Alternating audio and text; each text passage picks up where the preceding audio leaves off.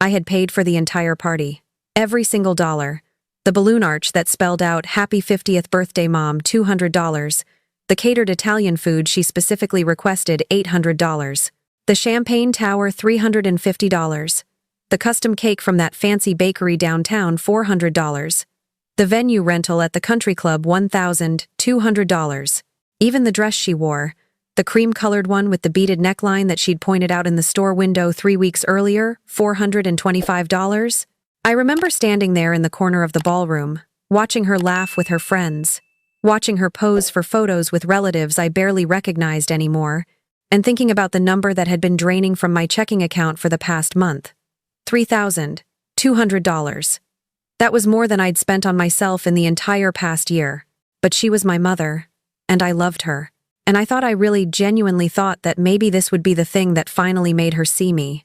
Really see me. Not as the ATM machine I'd become over the past 5 years, but as her daughter. As someone who sacrificed and worked herself into exhaustion because I believed family meant something. I was so incredibly wrong. The first sign came when she was giving her speech.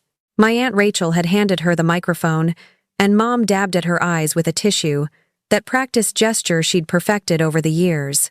"I just want to thank everyone for being here," she said, her voice trembling in that way that made everyone lean in with sympathy. "These past few years have been so hard. After Richard lost his job, we've struggled so much, but we've managed to hold on, somehow." I felt my stomach drop. Dad had lost his job 3 years ago, yes, but held on somehow? I was the somehow. I was the one who'd been paying their mortgage for 3 years, $1,400 a month, every single month, transferred from my account to theirs like clockwork. I was the one who'd been covering Mom's credit card bills, the one she used for essentials that somehow always included luxury skincare products and weekly nail appointments. I was the one who'd put their car payment on autopay from my account after they'd missed 3 months in a row. But she kept talking. "We've had to make so many sacrifices, skip so many things, but at least we raised our children to be independent and strong." Independent. Strong. Not grateful, I noticed. Not generous. Those words never came. My brother Jake was standing next to me. He was 19, home from his first semester of community college, the one I was helping pay for because Mom and Dad couldn't afford to help him right now. He squeezed my hand, and when I looked at him, his jaw was tight. "Emma," he whispered. "She's really not going to mention you?" I shook my head slightly. I didn't trust my voice. Then Mom's friend Linda, not my mom, but her friend with the same name, which had always confused me as a kid, stood up with her wine glass. "I just want to toast to Linda for being such an amazing mother, raising 2 wonderful kids all on her own while Richard was, well, you know, going through his struggles." Dad's struggles meant he'd been unemployed for 3 years and had stopped looking for work after 6 months. His struggles meant he spent his days playing golf and his evenings at the bar with his buddies while I worked 70-hour weeks doing freelance graphic design to cover their bills on top of mine. But I smiled. I nodded. I raised my glass of the champagne I'd bought and took a sip that tasted like ashes. The breaking point came at the end of the night. I was helping clean up, of course I was, because even though I'd paid for everything, I was also expected to stay late and break down decorations. Mom approached me with 3 of her friends flanking her like bodyguards. "Emma, honey," she said, and something in her tone made my hands still on the balloon I was deflating. "We need to talk about something." I turned around. "What's wrong?" She exchanged glances with her friends. Aunt Rachel was there too, nodding encouragingly. "Well, it's just. We've noticed that you seem to have a lot of disposable income these days. That new car you bought? It's used," I interrupted. "It's a 2019 Honda. I bought it after my old car died because I need reliable transportation for client meetings. Still," Mom continued, her voice taking on that edge I knew so well, "you're making good money with your little design business. And your father and I, well, we're still struggling. We were hoping you might consider contributing a bit more to the household." I stared at her. "Contributing more? You barely help out," she said, and her voice was rising now, drawing attention from the people still lingering by the exit. "We raised you, clothed you, fed you for 18 years. We sacrificed everything for you and your brother. And now that we're the ones who need help, you're too busy spending money on yourself." The balloon I was holding slipped from my fingers. It made a sad, squeaking sound as the remaining air escaped. I pay your mortgage, I said quietly. I've paid your mortgage for 3 years. Every single month. $1,400. That's not Mom started. I pay for your car. $365 a month. Emma, don't make a scene. I paid off your credit card debt twice last year. Once in March, when you'd racked up $8,000. Once in September, when you'd somehow managed to rack up another $6,000. My voice was shaking now, but I couldn't stop. 5 years of silence was pouring out of me. I paid for Jake's college application fees. I paid for his books this semester. I sent you $500 last month when you said the water heater broke. I paid for this entire party tonight. Every single dollar. The ballroom had gone silent. Everyone was staring at us. Mom's face had turned red. After all we sacrificed for you, she hissed. After everything we did to raise you, this is how you repay us? By humiliating me at my birthday party? By throwing money in my face in front of my friends? I'm not throwing money in your face, I said, and I could hear the exhaustion in my own voice. I'm trying to explain that I do help. I help a lot, more than you apparently even remember. You think you're better than us?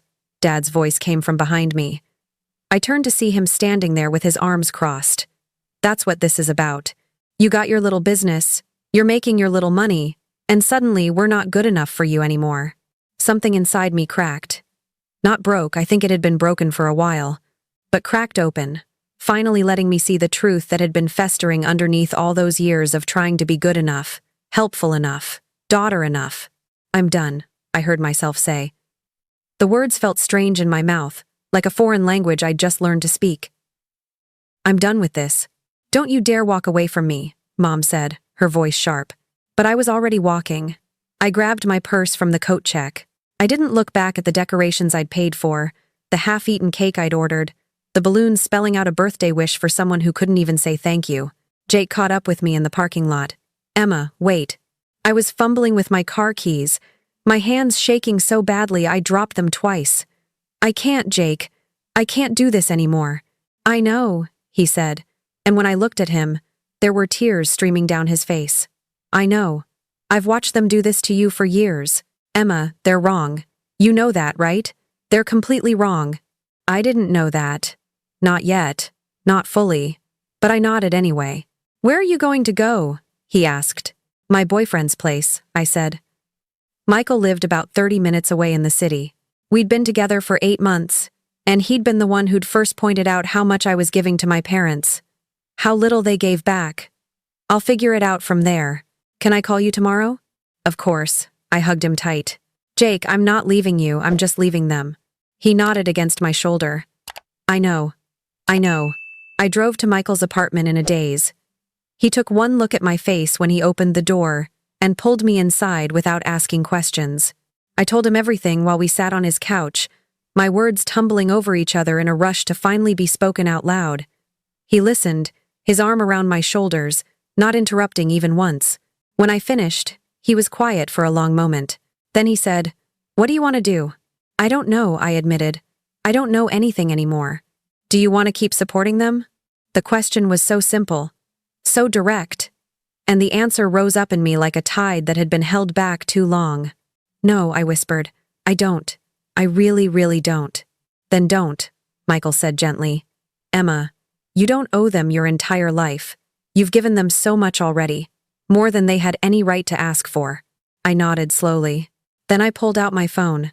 It took me 20 minutes to navigate through the mortgage company's website. Another 10 to set up the cancellation of the automatic payment. I scheduled it to stop at the end of the month. I wasn't cruel. I would give them time to figure something out. But I was done being their safety net while they treated me like a burden. Next, I called the credit card company. The card that was in my name but that Mom used. The one where I paid the bills while she made the charges. "I'd like to cancel this card," I told the representative. "May I ask the reason?" "Fraud prevention," I said, which wasn't exactly a lie. The car payment was through my bank's auto-pay system. I canceled that too. Again, scheduled for the end of the month. With each click, each confirmation number, I felt something lifting off my shoulders. Something heavy that I'd been carrying for so long I'd forgotten it wasn't supposed to be there. "I did it," I said to Michael when I was done. My hands were still shaking, but this time it felt different. Not like fear, like adrenaline. Like the first taste of freedom. I actually did it. How do you feel?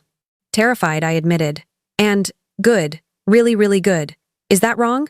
Not even a little bit, he said, and kissed my forehead. I slept at Michael's that night. I'd need to go back to my apartment tomorrow, to my real life, to all the freelance projects waiting on my laptop. But for that one night, I let myself just breathe. The phone calls started the next morning. I woke up to 17 missed calls from Mom, 12 from Dad, and a string of text messages that ranged from concerned, "Honey, are you okay?" to angry, "How dare you embarrass us like that?" to manipulative, "Your father is having chest pains from the stress you caused." I didn't answer any of them. What I did instead was something I'd been too scared to do for 5 years. I opened my banking app and actually looked at my finances. Really looked at them. In the past 5 years, I had transferred $114,350 to my parents. That number stared back at me from my phone screen like an accusation. $114,350. That was the mortgage payments, the car payments, the credit card payoffs, the random emergencies that cropped up every few months. That was my savings, my security, my future poured into a house I didn't live in, a car I didn't drive, purchases I didn't make. I could have bought my own house. I could have paid off my student loans twice over. I could have taken a vacation, bought new equipment for my business, invested in anything that would have actually built my life instead of propping up theirs. I screenshotted the banking summaries. I don't know why. Some instinct told me I might need them. Jake called around noon. "Are you okay?" he asked immediately. "I'm okay, are you?" "Mom's freaking out," he said, and I could hear the tension in his voice. She got a notification that her credit card was declined at Nordstrom this morning. And Dad got an email from the mortgage company about the payment cancellation. My stomach twisted. "Jake, I gave them until the end of the month. They have 3 weeks to figure something out. That's more notice than I ever got for anything they needed from me." "I know, I'm not saying you're wrong, I'm saying they're really angry. Emma, I think you need to be careful." "Careful of what?" He hesitated. I don't know. Mom's talking about going to your apartment. She's saying you stole her credit card, that you're ruining their lives on purpose.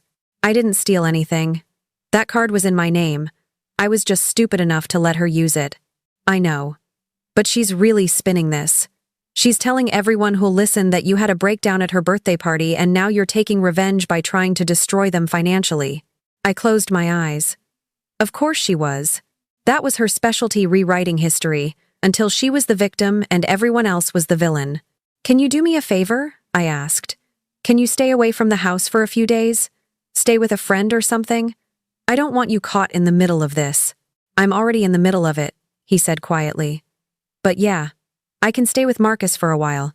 After we hung up, I sat in Michael's living room and tried to figure out my next move. I couldn't avoid my parents forever. I lived in the same town, worked with some of the same people. Eventually, I'd have to face them. I just didn't expect it to happen quite so soon. They showed up at my apartment building 2 days later. I was coming back from a client meeting, portfolio bag over my shoulder, when I saw Dad's car in the parking lot. My heart jumped into my throat. I could have turned around. I could have called Michael to come get me, gone somewhere else, anywhere else. But I was tired of running, tired of being afraid. So I walked up to my floor and found them standing outside my door. "Emma," Mom said when she saw me. Her face was blotchy, her eyes red. "We need to talk." "I don't think that's a good idea right now." "Too bad." Dad's voice was hard. "You're going to listen to what we have to say." I unlocked my door but didn't invite them in. I stood in the doorway, blocking their entrance. "You have 5 minutes. How could you do this to us?" Mom's voice cracked. "How could you just abandon us like this? We're going to lose everything." "You're not going to lose everything. You have 3 weeks to figure out the mortgage payment. That's plenty of time to— "To what?" Dad interrupted. "Where are we supposed to get $1,400? You know I'm not working." "Then maybe it's time to start," I said, and I was surprised by how calm my voice sounded. "You've been unemployed for 3 years, Dad. You could have found something in that time, even part-time work, anything." "Don't you lecture me about work," he snapped. "I worked my whole life to provide for this family, and I appreciate that. I do. But I've been working too, and I'm tired. I'm tired of being your backup plan while you treat me like I'm the problem. Mom pulled out her phone. Do you see what you've done? Do you see the messages I've been getting? She scrolled through her screen, showing me texts from relatives. Everyone knows what you did. Everyone knows you humiliated us at my birthday party and then cut us off without warning. That's not what happened. That's exactly what happened. Her voice was rising to a shriek. You made me look like a terrible mother in front of all my friends. You threw money in my face. And now you're trying to destroy us. I'm not trying to destroy anyone. I'm just not going to keep paying your bills while you act like I'm the one being unreasonable. Dad stepped closer. His face was red, a vein throbbing in his temple. After everything we've done for you, we gave you life. We raised you. We sacrificed everything. What did you sacrifice? The words burst out of me before I could stop them. Tell me one thing you've sacrificed for me in the past 5 years. One actual, specific thing. He stared at me. Mom stared at me. Neither of them answered. I've sacrificed my savings, I continued, my voice shaking now. I've sacrificed sleep, working until midnight every night to afford your bills on top of mine. I've sacrificed relationships because I never have time to go out. I've sacrificed my mental health, lying awake every month, wondering how I'm going to make all the numbers work. So tell me, what have you sacrificed? The fact that you can even ask that question, Mom said, and her voice had gone cold, proves that we failed as parents. You're selfish, Emma. You've always been selfish. And one day, when you have children of your own, I hope they treat you exactly the way you're treating us. Then you'll understand. Something crystallized in that moment. Some final understanding that clicked into place. They weren't going to change. They weren't going to suddenly realize what they'd done, apologize, promise to do better. This was who they were. And I could either keep setting myself on fire to keep them warm, or I could walk away. I think you should leave, I said quietly. We're not done talking, Dad said. Yes, we are. I stepped into my apartment and started to close the door. Don't come back here. If you need to contact me, you can do it through email. Mom's hand shot out, stopping the door. You're going to regret this. Maybe, I said. But I don't think so. I closed the door. I locked it. I stood there with my back against it, listening to them argue in the hallway for a few minutes before they finally left. And then I slid down to the floor and cried not because I was sad, but because I was free. The next week was harder than I expected. Not because I regretted my decision, but because Mom launched a full-scale campaign to make me the villain. She posted on Facebook a long, rambling post about how she'd raised an ungrateful daughter who'd abandoned her aging parents in their time of need. She didn't mention the $114,000. She didn't mention the 5 years of support. She just painted herself as the victim and me as the monster. My phone exploded with messages. Relatives I barely knew called to lecture me about family values. Mom's friends sent me emails about honoring thy father and mother. Even people from my dad's side, people who'd never reached out to me before, suddenly had opinions about my choices. I didn't engage. I didn't defend myself. Not at first. But then Aunt Carol called Mom's sister, the one I'd always liked. Emma, honey, I need to understand what's going on. Your mom is beside herself. She says you completely cut them off without warning. That's not exactly what happened, I said carefully. Then tell me your side. Because the whole family is talking, and I'd like to hear from you before I make any judgments. So I told her. Everything. The 5 years of payments, the birthday party, the way they'd reacted when I said I couldn't keep doing it. And when I was done, there was a long silence on the other end of the line. Emma, Aunt Carol finally said, do you have proof of all this? The payments, I mean? Yes.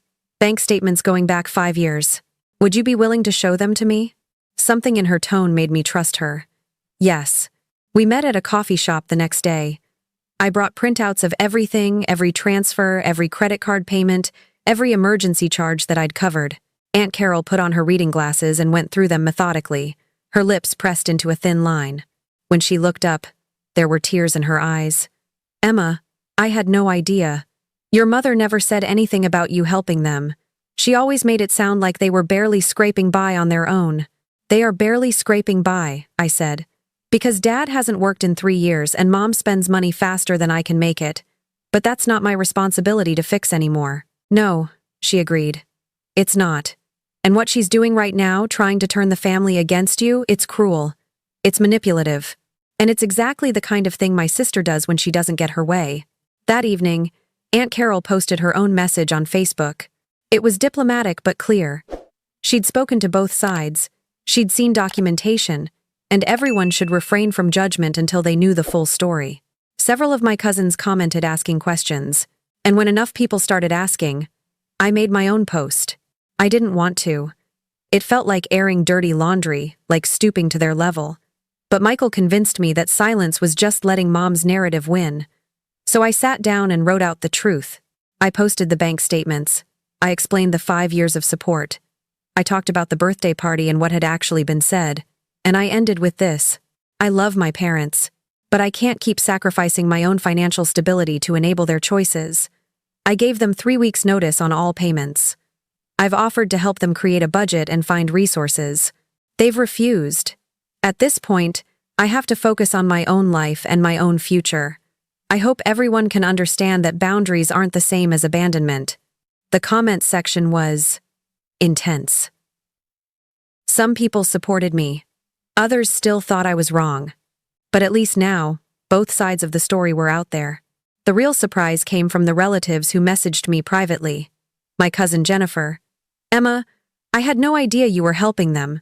They told us they were struggling but never mentioned you. I'm so sorry for the things I said. My uncle Mark. Your dad called asking me for money last month. I thought they had nothing. I didn't realize they had you. Even Grandma Ruth. Honey, I love my daughter, but what she's doing to you isn't right. You need to take care of yourself. Slowly, the tide turned. Not with everyone. Mom's closest friends still believed her version, and Dad's golf buddies seemed to think I owed them an endless supply of money just for existing. But enough people saw through it that the pressure eased. Jake called me every day. Mom's really spiraling, he told me. She's crying constantly. But also, Emma, I don't think she's crying about losing you. I think she's crying about losing the money. That hurt more than I wanted to admit. What about you? I asked. Are you okay? I'm living with Marcus and his family right now. His mom is amazing. She keeps making me dinner and asking if I'm eating enough. But Emma, I don't think I want to go back to Mom and Dad's house. Even when this is all over. You don't have to, I said immediately. Jake, you're 19. You're an adult. You can make your own choices. Would you? He hesitated. Would you want a roommate? My apartment was a 1-bedroom, but it had a living room with enough space for a bed and a dresser. And more importantly, I wanted my brother safe and away from the toxicity that had consumed our parents. Yes, I said. Absolutely yes. He moved in the following weekend. Marcus and his older brother helped us move Jake's stuff out while our parents were at church. Mom had called me 17 times during the move, but I didn't answer. When she got home and realized Jake was gone too, she sent me a single text message. I hope you're happy. You've destroyed this family. I didn't respond. But later that night, sitting on my couch with Jake in his makeshift bedroom area, eating pizza and watching TV, I realized something. I was happy. For the first time in 5 years, the weight that had been pressing down on my chest was gone. I wasn't checking my bank account with dread. I wasn't lying awake worrying about how to make the numbers work. I was just living. Thank you, Jake said suddenly. For what? For showing me that we could leave. I've been miserable for so long, but I thought, I don't know. I thought it was normal. That this was just what family was like. It's not, I said. It shouldn't be. I know that now. The months that followed were a mixture of healing and hard work. I threw myself into my business, taking on new clients, raising my rates to something actually sustainable. Without the burden of my parents' bills, I was able to save money for the first time in years. I opened a retirement account. I built an emergency fund. I bought proper software for my design work instead of using the free trial versions I'd been limping along with. Jake got a part-time job at a bookstore and enrolled in online therapy. He was dealing with his own trauma from growing up in that house, his own patterns of people-pleasing and self-sacrifice that he needed to unlearn. We were both works in progress, but at least we were progressing. Mom and Dad kept trying to contact me. Sometimes it was angry messages about how I'd ruined them. Sometimes it was guilt trips about how much Mom missed me. Once, Dad sent me an email listing all the ways they'd provided for me as a child, itemizing things like roof over your head and food to eat, like I should be eternally indebted for the basic requirements of parenting. I didn't respond to any of it. I'd said everything I needed to say. The rest was just noise. The real test came 6 months later. I got a call from Aunt Carol. "Emma, I wanted to give you a heads up. Your parents are losing the house. The bank is foreclosing. They're going to have to move." I felt a pang in my chest, but it wasn't guilt. It was grief for what could have been if they'd been different people. If they'd valued me as a daughter instead of a resource. "Are they okay?" I asked. "Do they have somewhere to go?" "They're moving into a small apartment. It's not great, but it's affordable. Your dad actually found a job part-time at a hardware store. And your mom." She paused. "Your mom is still angry. But I think she's starting to understand that things can't go back to the way they were." "Good," I said. "I hope they figure things out. Do you want me to give them your number? In case they want to reach out?" "They already have my number," I said. "And my email. If they want to have a real conversation, not guilt trips, not manipulation, but an actual conversation, they know how to find me." They never did reach out. Not really. I got a stilted email from Dad 6 months later saying that he hoped I was doing well. I responded with an equally stilted message saying I was glad he'd found work. But we didn't rebuild. Maybe someday we would. Maybe someday they'd be ready to acknowledge what had happened, to take responsibility, to try to have a different kind of relationship. But I wasn't holding my breath, and I wasn't putting my life on hold waiting for them to change. Instead, I focused on what I could control. My business grew until I was making more than I'd ever dreamed possible, real, sustainable income that was mine to keep. Jake thrived in his new environment, slowly coming out of the shell he'd built around himself in that house. Michael and I moved in together, creating a home that felt safe and peaceful and nothing like the chaos I'd grown up with. And sometimes, late at night when I was lying in bed, I thought about that moment at Mom's birthday party. That moment when I'd finally had enough. When I'd chosen myself for the first time in 5 years. I'd been so scared I was making the wrong choice. So terrified I was being selfish, ungrateful, cruel. But now, from this side of it, I could see the truth clearly. I wasn't their burden. I had never been their burden. I was their safety net, their backup plan, their endless well of resources that they drank from without ever once asking if it was running dry. And when I stopped letting them use me, they called it abandonment. They called it cruelty. They called it every ugly name they could think of, because it was easier than looking in the mirror and admitting what they'd done. But I knew the truth now. I wasn't the problem. I never had been. I was just the daughter who finally learned that love shouldn't cost everything you have. That family shouldn't mean sacrificing yourself on the altar of someone else's convenience. That sometimes, the healthiest thing you can do is walk away from people who refuse to see your value. I was the one who learned that you can't set yourself on fire to keep other people warm, and that choosing yourself doesn't make you selfish, it makes you strong. I was never the burden. I was the backbone. And when I stopped holding up their world, I finally got to build my own.